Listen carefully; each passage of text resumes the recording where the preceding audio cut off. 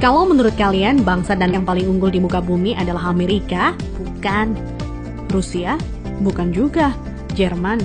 Inggris? Prancis? Juga bukan. Cina? Apalagi? Bukan guys. Menurut ahli DNA dari Oxford University, Stephen Oppenheimer, pada acara bedah bukunya berjudul Eden in the East, Surga di Timur, bahwa induk peradaban manusia modern bukan berasal dari Mesir, bukan dari Mediterania, dan tidak juga dari Mesopotamia, bukan pula dari Barat apalagi Cina, tetapi peradaban manusia modern justru dari Indonesia. Iya guys, bangsa ini merupakan pewaris tunggal kejayaan bangsa-bangsa besar di masa lalu. Dan agaknya, Profesor Arício Santos dari Brasil pun selaras dengan teori Oppenheimer. Dalam buku Atlantis The Lost Continent Finally Found, ia menyatakan bahwa titik Atlantis itu ada di Sundaland. Jadi guys, kita tidak pantas bersikap kerdil dengan memelihara sindrom inferior akut alias rasa minder terhadap bangsa luar. Kenapa? Karena nenek moyang kita dulu adalah bangsa yang unggul. Nenek moyang bangsa-bangsa. Jelas ya guys?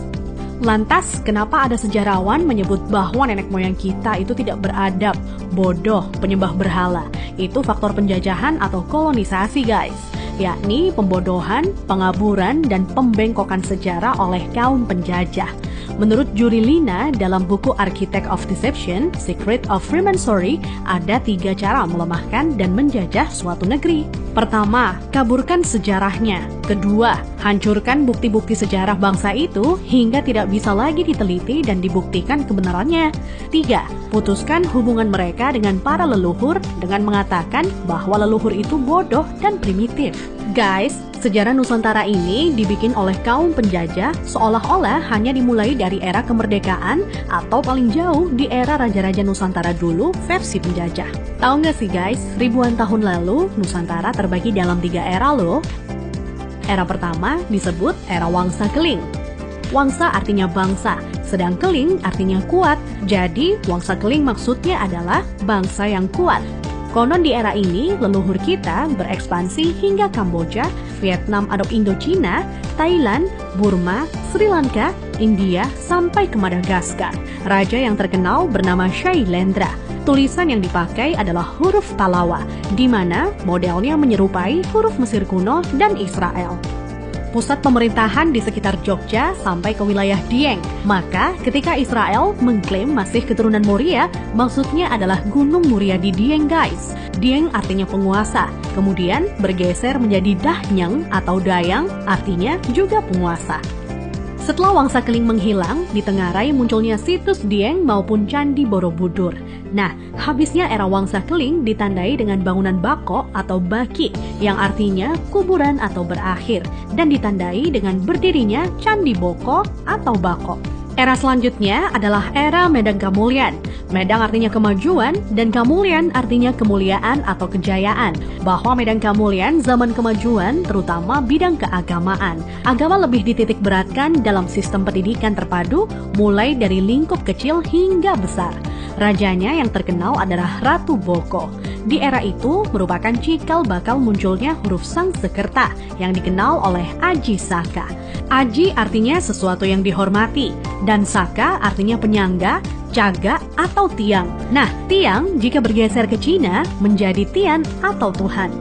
Jadi guys, Aji Saka artinya sesuatu yang dihormati karena Tuhannya, atau segala sesuatu yang mengacu pada Tuhan yang sangat dihormati.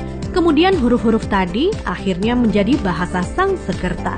Jadi guys, Sangsekerta itu asli berasal dari bumi Nusantara atau Indonesia, bukan dari India. Kenapa? Di India tidak ada kata-kata sang. Jika berbasis kata sang, justru lebih dekat ke Cina. Contohnya Chiang Kai-shek, di mana Chiang oleh bangsa Cina dibaca sang. Jadi guys, sang itu berasal dari bahasa asli Indonesia tempo dulu, yakni bahasa Saka. Huruf yang dipakai di era Ratu Boko adalah Sangsekerta. Iya, kerta artinya 4, sedang sang asal kata wangsa atau bangsa.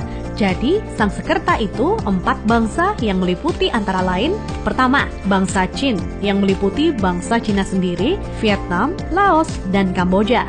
Kedua, bangsa Thai meliputi Burma dan Thailand. Ketiga, bangsa Afrika, yakni Madagaskar, Sri Lanka, India, dan lain-lain hingga Mesir disebut sebagai bangsa Afrika. Keempat, Bani Jawa yang terdiri atas bangsa atau suku Jawa, Sumatera, Papua, sampai Kepulauan Polinesia dan Hawaii. Hingga kini, Sangsekerta kuat pengaruhnya di India dan Sri Lanka. Dari keempat bangsa tersebut, penguasa yang terkenal ialah Ratu Boko. Jika keempat unsur bangsa itu digabungkan, maka timbul istilah Nuswantara atau Nusantara. Nusa artinya pulau, antara artinya jarak, maka makna Nusantara adalah bangsa yang hidup di pulau-pulau yang tersebar dari Kepulauan Polinesia di ujung timur hingga wilayah Madagaskar atau Afrika. Selanjutnya dari era Medan Kamulyan berganti ke era Kahuripan. Kahuripan artinya kehidupan. Raja yang terkenal adalah Hayam Wuruk atau Brawijaya III yang terkenal dengan sebutan Jumadil Kubro sebagaimana makamnya di Troloyo, Trowulan, Mojokerto. Maksud kata Jumadil adalah Jum'ah atau Jumat yang artinya berkumpul atau bersatu dan Kubro artinya besar. Jadi Jumadil Kubro maknanya adalah berkumpulnya sesuatu yang besar atau istilah Sangsekerta disebut Sumpah Palapa. Melalui Sumpah Palapa, Hayam Wuruk berhasrat membangun kembali Nusantara sebagaimana dulu pernah gemilang di era Medan Kamulyan. Ia ingin menyatukan Nusantara yang telah tercerai-berai menjadi beberapa kerajaan atau wilayah kecil-kecil.